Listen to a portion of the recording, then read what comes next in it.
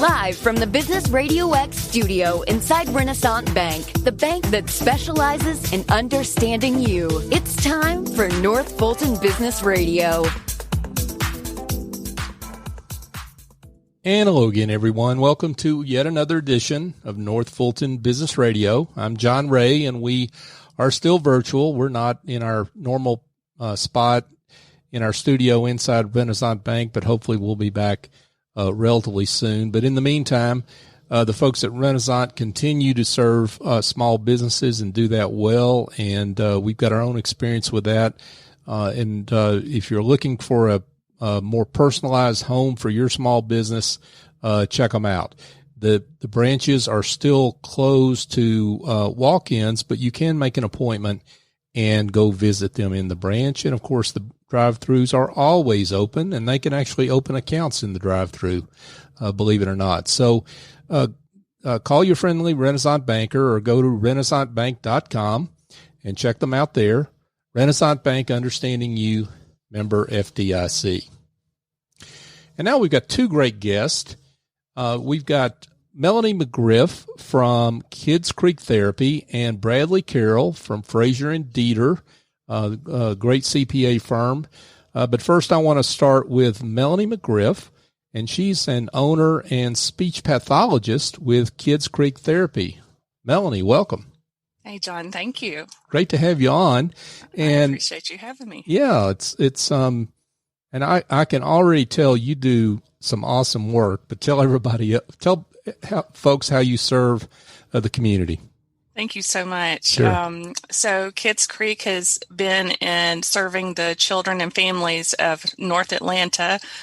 Specifically, we're located in the Swanee area, and we do speech, occupational, and physical therapy with a lot of specialties under those three umbrellas. And we really focus on serving the family as a whole with the children that we work with. So we work with children who may have special needs, have some specific diagnoses, as well as children who may just be developmentally behind and need some support in reaching toward the goals and getting closer to the milestones that they should be at. And we like to work real close with the moms, the dads, the families, the support, the caregivers, and work toward achieving the results that those children need to be functional in whatever environments that they're in, whether that's school, home, out in play. And that's the heart of what we do. Wow. A lot there to unpack, Melanie, but let's start with maybe for those that don't know what's involved with these different disciplines, whether that's speech therapy, occupational therapy, physical therapy. Maybe you can unpack those a little bit for those that don't know what's involved with those disciplines. Sure. So speech therapy has a lot of different facets to it. So it can be children who are delayed in saying certain sounds correctly, or maybe they have a motor speech difficulty that their body just doesn't allow them to produce certain sounds. And speech therapists are the specialists in equipping them to be able to achieve that as a goal so that they can be understood. So some children may have so many speech errors that you can't understand what they say at all. Another part of speech therapy is to work on language development. So there are children who are behind some of the normal language skills that are achieved. So we expect children to be able to listen and follow directions at a certain age, to be able to follow classroom rules because they've heard it one time. But if you have an issue in processing that information, those basic things that we just expect children to do can be difficult. So therapists also work, the speech therapists also work on that. Another area of speech therapy has to do with working with individuals who are stutterers, who have difficulty stuttering, and that's the area of fluency. And then one more area is in voice. So there are voice professionals who work specifically on vocal techniques, how not to be a vocal abuser because you can damage your vocal cords. So Kids Creek really focuses a lot on, as far as speech therapy, on the first 3 areas. So of speech, of the language, and of the fluency. And then one other specialty that we have in there also that is the area of speech therapist has to do with feeding issues. So we work with a lot of children who have feeding disorders that are really, it's definite feeding problems in the way that they eat, or the lack of foods that they will tolerate. And then our other 2 specialties are OT and PT. So occupational therapy. You might be wondering why an occupational therapist would be necessary for a child, since they don't have an occupation, but they do. An occupational therapist works with a child on their occupation, which is play. So if a child can't play, then that child needs some joy in their life to be able to interact and play well with their peers, and also to do that at school as well. So our OTs are experts in how a child can play. And with that, they are the experts at fine motor skills. So they understand how to work with children on handwriting, tying shoes, and they are also our sensory experts. So all of us process sensory information differently in those environments that we consider our work and play, and they are the ones who help them to understand how to process that information without it overwhelming or underwhelming them. And then our physical therapists are the gross motor experts. So they're the ones who work with our kids on the running, the jumping, the climbing, and all of those fun things that kids do. And on the small side of that, I say small side, the baby side of that is our PTs are the ones who work with moms and newborns around a diagnosis called torticollis, where babies don't move their head the correct way. And so that's where PT stretches from birth all the way up to adulthood, actually. So that's a lot to unpack, but that's in general, that is our shebang. That's all that we do. That is, wow. I thought we were going to have to go to part 2 of the show here. You might, I know. Wow. That's very, I say that because I'm impressed with how I guess the wide breadth of offerings and help that you give folks. How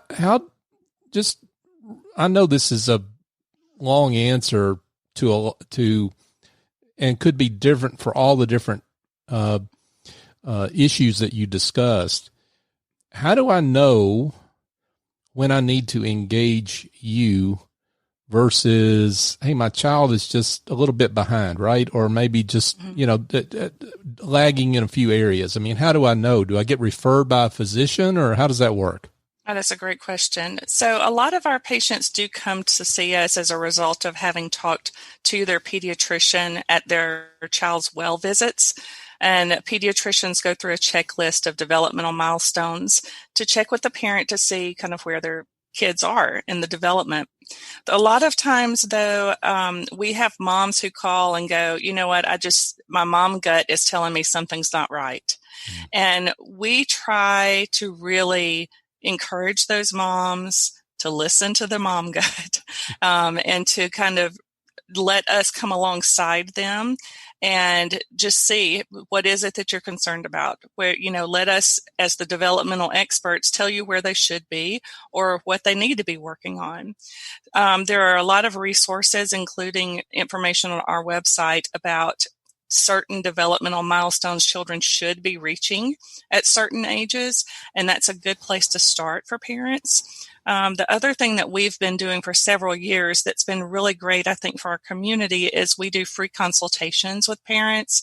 So if that mom calls in and she's just not sure what to do, then we're going to put her on the phone with one of our licensed experts so that she can talk through her concerns, and then we can provide them with either things they need to do at home just to help out their child, or to give them the guidance that, hey, maybe we do need to do an evaluation so that we can figure out where their child really is functioning at this time.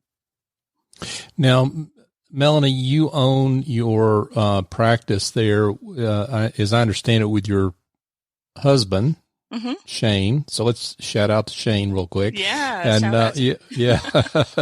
And you've been in business for how long now? For 16 years. Wow. So we're on sweet 16 in the middle of COVID. Yeah. Congratulations on that. Right. Yeah. So, making the jump from being, you've been obviously in practice for a long time, but then you decided to go into business for yourself. Talk about making that jump, and we'll talk about the near term in a minute, but talk about some of the highs and lows over those 16 years. Yeah, so I started my career in the public school system. So for 8 years, I was a school speech therapist and absolutely loved that. And then motherhood was brought into our life. And so that changes a lot about the dynamics of which way you want your career to go. So I took some time off for a while just to be mom, and then started doing some contract work through early intervention services. So I would see babies in their homes with the parents. And then I transitioned to private practice, going into a clinic to work with OTs and PTs and speech, and really fell in love with that environment. And it was out of that I knew, having talked to another friend of mine, that this was something that we could do. And we knew how we wanted our heart in our business to be. And so we started that out and really did not anticipate it being more than just a cute little speech practice and something that, we just enjoyed doing. And we had such a big demand in our immediate community here when we first opened that we had to decide if we were going to grow bigger or not. And so we decided to take a big leap of faith and got a much bigger space, added staff, and the people kept coming. And so that's kind of been our story of where we've been. And then that led to, after 13 some odd years being in our last location, that we moved in December of 2019 to a brand new location. Just across the street from where we were, but we're excited to be in an all brand new space. Let's get that out. We'll do this again at the end of the show, but for those that can't wait, tell them exactly where you are. So we are located directly on Johns Creek Parkway. Much to my delight, we are just a quarter mile down from Quick Trip. So, okay, there you go. And Chick-fil-A. Okay, awesome. So we are on Johns Creek Parkway. We are neighbors to the Kroger right over here, which is convenient for our moms if they need to run and do some groceries while their kids are at therapy. But we are at 4055 Johns Creek Parkway, and we're in Suite A there in Swanee. That's great. Now, your move was, as it turns out, auspicious, right? Oh, listen. Who could have known? Who could have known? Our way? Right? Yeah. So who could have known? But you, so let's set this up here for a second. You moved in 2019 to your brand new space there in Johns Creek. And you've got how many employees now at the time? I have 15 employees. Wow. Yeah. So all of a sudden you get hit with the same thing we all got hit with, which is, the pandemic, COVID-19. Right. I assume you had to close down just like everyone else, and talk about that transition and what you had to do, because you've got, obviously, with the work you do, it's very hands-on, both figuratively and literally, right? Absolutely, it is. Yeah. So when we work with children here, it's one-on-one. So it's only group situations if we're running special programs, but everything we do in therapy is one-on-one with the child. Makes it very specialized. So yes, saying that we're going to keep 6 feet distance between us and a patient just doesn't work, because you've got 2 and 3 year olds who want to run and go in different directions. It really was, it was shocking because it was so unexpected. This, not something that you would think to plan for. I don't know that anyone other than people in high levels of healthcare would plan for a pandemic and how it might affect your business. Sure. I had to decide in a matter of just a few days to close the clinic down, of how I was going to file unemployment for employees, try to figure out how to tell our parents what we might be able to do to support them. All of that had to happen in such a fast period of time. And we did do that. We were able, we shut down. My office manager would still come into the office once a week just to check on things. And then we would do remote meetings, but we transitioned to doing as many of our patients through teletherapy as we could. But there are a lot of children who that's just not reasonable that you can do teletherapy with them. If they can't attend to other things in their environment, then they are probably not going to attend to you on a computer screen. Right. So yeah, it was very shocking, but I feel like we handled it with as much grace as we could, given the information that we were given. So you, obviously, you've got a lot of employees you're responsible for, not just your patients, not just the children and parents. There was obviously a big issue there for a while in terms of what are we going to do? And then along comes PPP. And maybe that's where, Bradley, we can bring you in because you intersect really kind of around here. So before we get to PPP, though, why don't you introduce yourself to folks and tell everyone about Frazier and Deeter? Well, after listening to Melanie, I think I should have picked another guest to come on with. That's impressive and a hard act to follow. No, Melanie, that's wonderful what you do. I'm so proud to hear that and to know you and know that you do that day in and day out. That's awesome. Frazier and Deeter, we're the 50th largest CPA firm in the nation. We have offices throughout the Southeast, Tennessee. We've got offices in Nashville, presence in Knoxville and Memphis, 2 offices in Metro Atlanta, Tampa, Charlotte, Las Vegas, Philadelphia. I've got a presence in Iowa, London, and I know I've missed some, but you'll have to forgive me because we're continuing to grow and expand. The website talks about all the different awards that Frazier Deeter has won and been recognized for, but anybody can read that. The reason I'm at Frazier and Deeter is because I was a client of Frazier and Deeter. And when my bank got acquired, where I was the chief audit executive, I had used Frazier and Deeter to help do some co-sourced audit work with me. And I knew the people, liked the people. It was a great opportunity. It kind of reminds me of the old commercial, and I'm going to date myself here, but there was a businessman who was so impressed with a razor company that he was on there on the commercial talking about, I was so impressed with the company or the razor, I bought the company. Well, I didn't buy the company, but I joined the company because I was so impressed with them. So it was just it was the people I wanted to work with. So that's the best endorsement I can give Frazier and Deeter is that I had a handful of opportunities when the bank was purchased, and this is where I wanted to be. So it's a great firm, great people, and really enjoying myself here.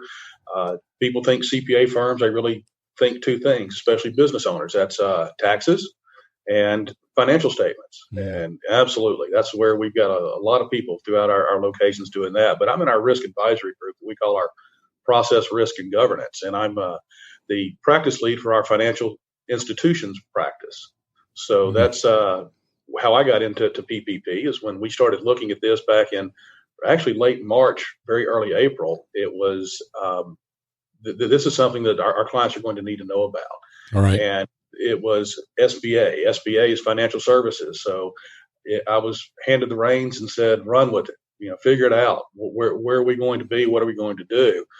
And very early on, talking to some of the bankers that I knew and just based on what I knew about banking, we decided to stay out of the application process. The application process was a 1-page application with 1 page of certifications. Banks make loans every day, take applications every day. We figured they had it under control, and with it being really a 1-page application and payroll companies really helping to support the calculations needed, we just didn't see that there was a value add for Frazier and Deeter in that front end process. So back in early April, we started focusing on the forgiveness portion of it. And I can talk to you for a long time about the forgiveness, and I'll wait to get some questions on it so I can tell you just what you want to know rather than everything that I know about that. Sure. That thing is changing and developing.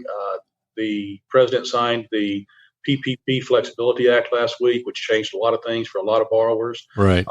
Yesterday, there was a joint announcement between Treasury and SBA that modified something that was passed last week. So it's in constant change, and there's some very broad strokes with the headlines that look really good. But when you get into the news story and find out the details behind the headlines, there's some things you really got to pay attention to. And I'll probably say this, with Melanie talking earlier about all of the languages and the words and the speech and everything, I'm sure that she just would love to get a hold of my Southern accent at times and just try to straighten that out for me. Yeah. Well, she may need to get a hold of both of us actually, but anyway, we'll let that go. She's got other more worthy patients to work on than you and me, Bradley. So, that's right. So I'd like to talk about kind of how the two of y'all intersected, because you're not, you work with institutions as clients, Bradley. So those are your clients, not really individuals and small businesses per se. Although, as you say, as the firm, kind of asked you to step in on the PPP side because that was such a topical issue and help was needed there, as it were. So, but talk about how y'all started your conversations about PPP and where that came from. Yeah. So as I started digging into this and researching it, Melanie and I attend church together. We go to Peachtree Corners Baptist, and we're in the same Sunday school class.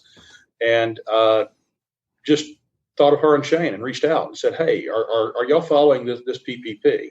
Are y'all applying for this? Is this a good fit for y'all?" And it was just simple as making an introduction to them to the concept, and they researched it and went from there. But it was just reaching out to people I knew as I was doing it for the firm and for the firm's clients, and getting prepared for that. It was also just, like I said, just people I knew that knew it could help. Yeah, maybe, and Melanie, what was as you kind of got into it, how did you see that program and how does it fit for you? Yeah, so the great thing was that Brad was gracious to point us in the right direction to some local banks that we could consider who were participating. Mm-hmm. That's, because not all of the banks rolled up their sleeves to jump into this. Right. But we were very glad to have found a local bank that was a smaller bank to work with, because as I learned later from some of my professional peers who went with really large organizations and banks, they had a much more difficult time actually through the process. So that made a difference for us. As we heard more about PPP, we were really excited that there was even this option of something, because we were going to be looking at the possibility of losing our business, that it was just going to come down to, the lack of revenue flowing for us. So we, when we found out that this was something that was going to be a possibility and then had an option of forgiveness, that's huge. And we're not averse to you shouting out the smaller bank that you used if you wish to do that. So if you want to give them kudos, feel free, because that's what we're here for. That's fine. Yeah. So we're working with Vinings Bank over in Alpharetta. Awesome. Have had really great support from them. And we're really impressed with their attention to the details and getting us through the process. A big shout out to Vinings Bank in Alpharetta. And those, I know some of those folks over there, and they're terrific. So what? So obviously, there's been so many rules changes. Bradley mentioned the follow-on legislation that just got passed, but the rules changes alone have been kind of dizzying. Yes. Yeah. So Melanie, maybe you can address kind of how that works for you right now for your particular business. And then Bradley, maybe you can pick up on just kind of where you think we stand with this generally, and are there going to be more changes? Mm-hmm. Yeah, go ahead, Melanie. So I think what it has been dizzying. So it's been a lot of work. And I've told a lot of people that for everyone having been quarantined, I've had to work more during quarantine than I typically would have to on a day-to-day basis in my business. Both as we were looking at receiving the PPP funds and then the whole tracking all of the paperwork that had to be done on the back end of it as well. And then you hear the rules are changing. And so you wonder if all the work you just did was still going to be valid. And while I understand that the government is trying to still make the modifications as they can to make it the most beneficial for the wide reach of people who are receiving it, it's still frustrating that, you find out, the last couple of weeks, well, it's not 8 weeks you've got to turn around. It's now 24 weeks. And we're like, oh, well, we're on our 8-week plan and that's it for us. So had we known sooner, we could have stretched it out. We could have helped it to benefit the business more, but now that's not an option. So, it's one of those give and take things. You understand that it couldn't have all been perfect from the start. I just wish somebody, whoever the somebody is, might have given a little more guidance to say, hey, there might be still some changes coming around the corner. Sure. And it's not something that the banks would have known themselves either. Yeah. I mean, the banks didn't go into 2020 thinking they were going to be processing, $2 trillion worth of loans or whatever it was. Yeah, for sure. And it's amazing what the industry did in such a short period of time. But, Bradley, I mean, how do you see the rules as they stand today? Obviously, there's been some changes in terms of the forgiveness, the qualifications for forgiveness. How do you see that with the new legislation and maybe forthcoming rules changes or modifications? So I guess we probably need to start from what it was. Sure. As Melanie mentioned, there was an 8-week covered period, and there were tons of questions around that, and we kept getting closer and closer and closer and closer to forgiveness. I mean, this week started the 8-week period for some people, and we didn't get the 24-week extension until last Friday. So, I mean, right up to the last minute, people had planned for 8 weeks, and there was a 75-25 split, which means that 75% of your funds had to be spent on payroll and a maximum of 25% on the non-payroll covered expenses. So people were planning, I have to hit 75% for payroll over 8 weeks. Well, how do I do that? Well, one of the things that I mentioned earlier was that we started looking at forgiveness very early. And so we developed a proprietary in-house modeling system that we have helped some clients of ours take some of their reference period data, some of their projected 8-week period data, and help them project out if they were going to hit forgiveness, if they were going to have any headcount reduction. So that was our first service offering was on the front end to help you achieve your maximum forgiveness. Well, the PPP-FA, which is the Payroll Protection Program Flexibility Act, was passed last week. And what it did is it changed the 8-week to a 24-week runway. So now you have more time to use those funds. And then it lowered the bar from 75 to 60% towards payroll.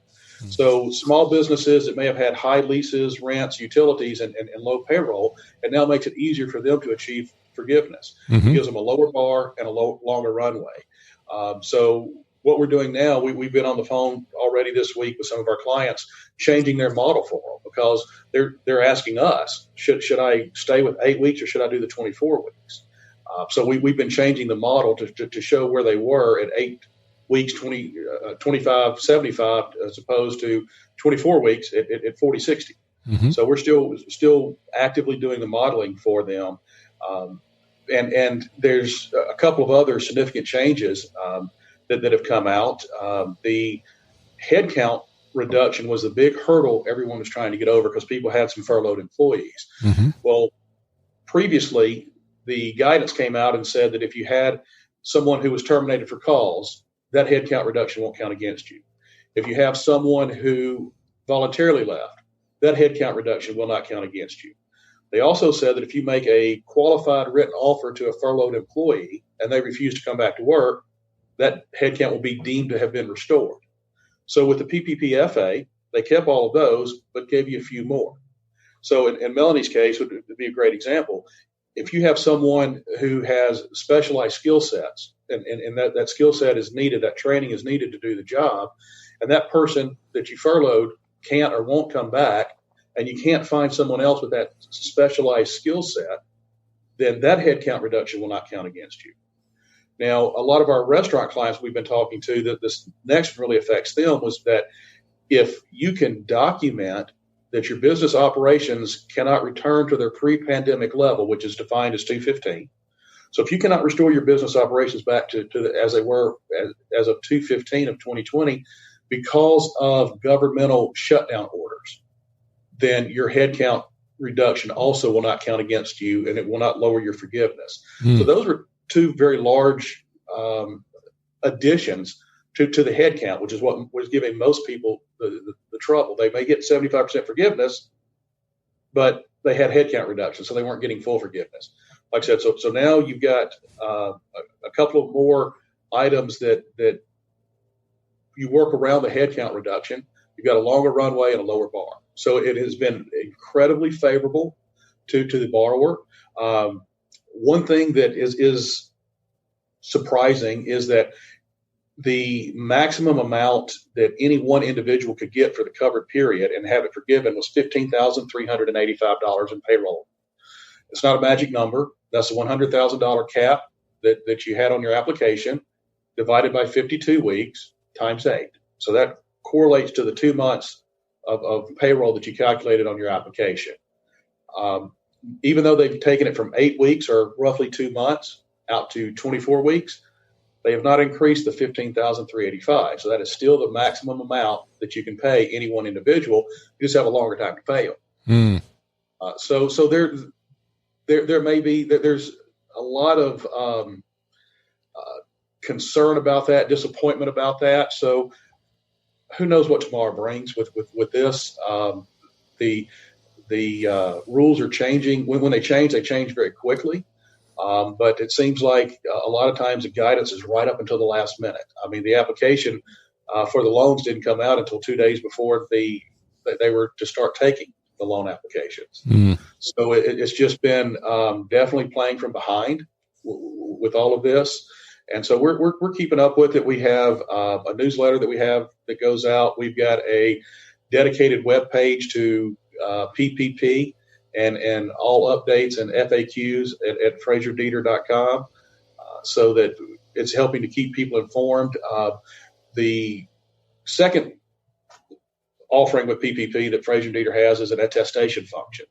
So when you apply for your PPP forgiveness, you have to fill out this application, and you have to take and submit the documentation that supports that.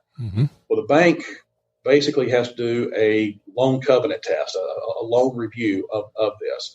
And so what Frazier Deeter is offering to PPP borrowers is an attestation function, which is very much like an audit. A financial statement audit, we take your financials, we select certain numbers, we say, prove it.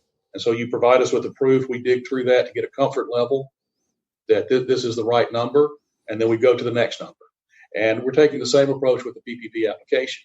We're providing the highest level of attestation, which means we're going to offer an opinion on Frazier Deeter letterhead that says this application is materially correct. And that is the highest level of attestation that a CPA can offer, and that is much higher than most of our competitors are willing to offer.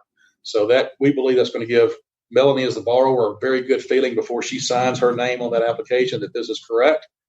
We think when she takes it to Mike Sims over at Vinings Bank, Mike's going to look at it and is going to say, hey, I worked with Bradley. I know how detailed he is. And he's going to say this is Frazier Deeter's got an opinion on this. I feel comfortable that they have done as much or more work than my bank would have done with loan covenant testing. So I feel good about this. We believe that if Melanie's was randomly selected by the SBA, that the SBA would feel the same way, is that, hey, our work's already been done for us. We're going to put our stamp of approval on this. And one of the reasons we think that with the SBA is just to put some things in perspective. 2019, the SBA guaranteed $39 billion in loans. Mm-hmm. In the last 2 months, they've guaranteed $551 billion in loans. Amazing. Yeah. So when they say they're going to review every loan over $2 million, it's a pretty overwhelming task for them. So right. any help they can get, we believe they're going to appreciate. Now, Melanie, I'm curious about obviously it's conjecture, but I'm my eyes have rolled back in my head listening to all the changes Bradley just outlined. Yeah. It's amazing. What does it look like for you if you don't have this help to get from here to there? Because I know it's conjecture because you've got it. But what does that look like for you? Because this is just maddening in a way, right? Right. Yeah. So from first off, like I said before, had we not gotten the PPP, I wouldn't be sitting at my desk right now. It would not have been an option because we depend on our services being billable and to be able to generate that revenue. And so if there aren't any children to see, then we don't have anything coming and going. Sure. On the other end of this, though, yeah, and making sure that this is something that we can follow through with all the details of everything for it to be forgiven. It's a daunting task to make sure that you've got all of that information together.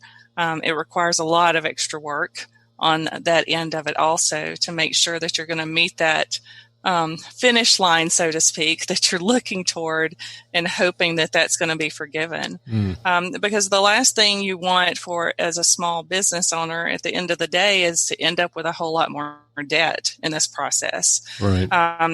We are, even though we have been blessed to reopen now, we're still doing teletherapy. We've reopened and we are seeing whatever children can be seen in the clinic who could not do teletherapy. We're seeing them in our facility now, but we're not back to pre-COVID numbers yet. Sure. To where we need to be.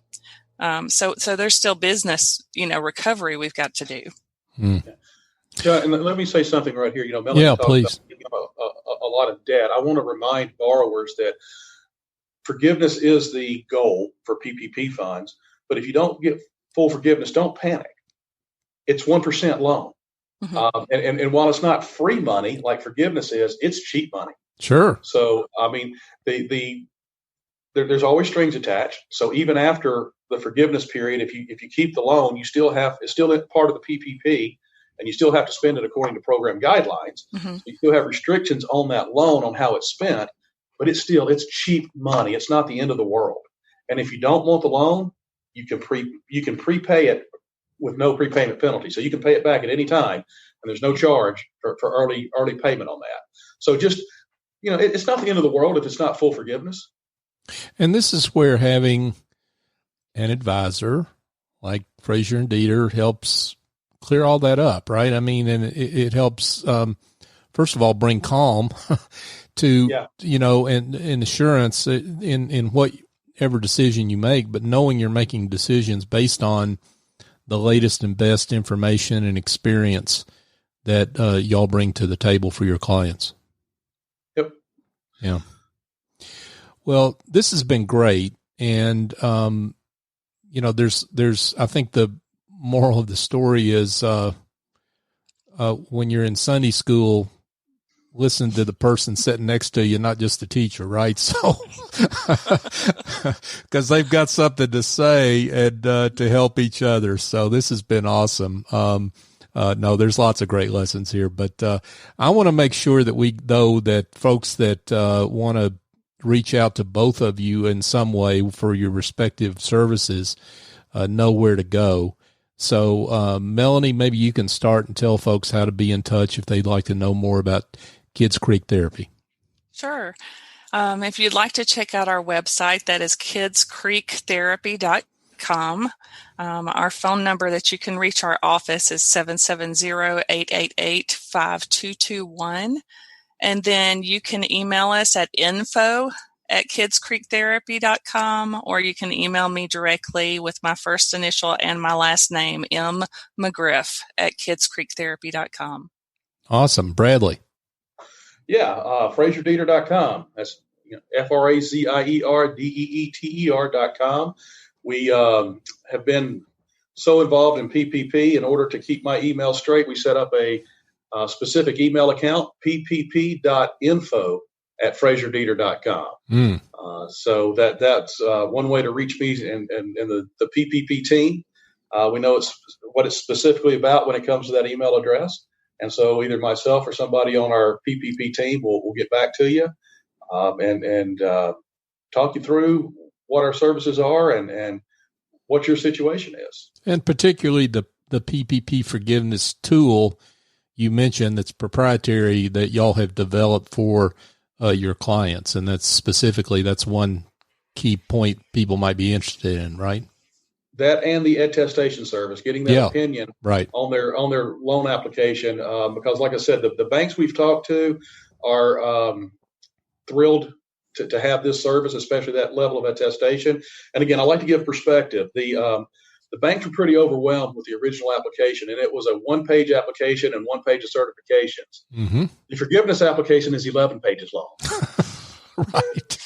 Yeah. A little different. So, yeah. So if you can walk in with a CPA's materially correct opinion on your application, they're not going to take the full 60 days, we believe, to forgive your application. That's going to shorten that window down for those borrowers. For certain.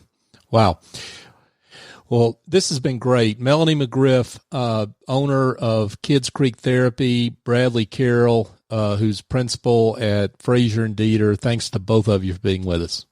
Thank you, John. Thanks so much. Absolutely. Folks, if you've got some needs that involve, maybe you've got some bookkeeping needs to get brought up to speed, or because you need your PPP loan forgiven and you've got to have the right books, maybe something like that. Maybe you've got some outsourced administrative tasks that need to be taken care of. Well, I've got an answer for you. It involves calling Essie Escobedo, and she's the chief executive angel over at Office Angels. They've been virtual for 18 years, and they send angels in who have the talent and experience necessary to, get you out of the ditch, okay, and help really you focus on your business so they can focus on all those tedious tasks that need to be done.